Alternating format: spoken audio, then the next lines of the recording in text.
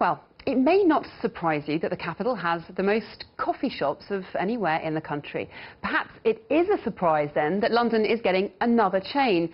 Harrison Hall is backed by the supermarket giant Tesco. The company's founder insists he's trying to save the high street, not strangle it with more coffee bars. Robin Punt investigates. There are 3 times more coffee shops on the typical London high street than on any other high street in the UK. But behind the counter of his newest store in Ruislip, Nick Tolley thinks there's room for a few more.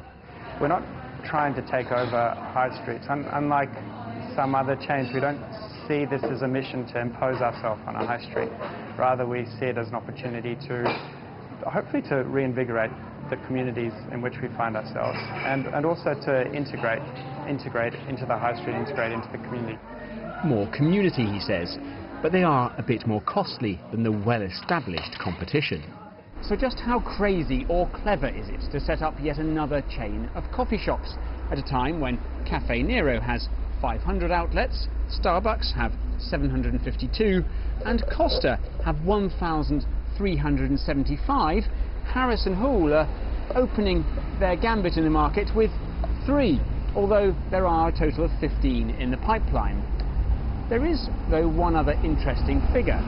Harrison Hall are 49% owned by Tesco, whose first half profits this year were £1.6 billion. Maybe that levels out the playing field a bit. London's the front line in a new coffee war. Spot the big cups. And no, you can't pick them up. But they point the way to 900 Costa vending machines.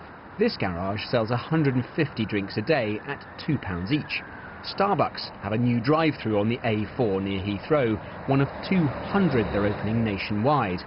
At Lyric Square in Hammersmith, you're 30 seconds walk from 7 coffee shops.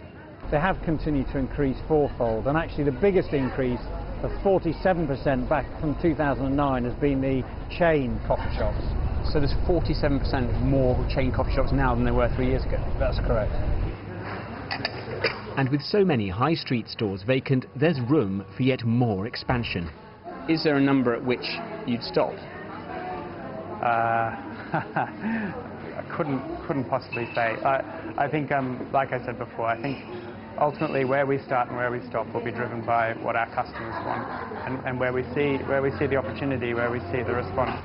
A new name, a new approach in a growing market. The coffee firm's fight for retail space has become even more fierce.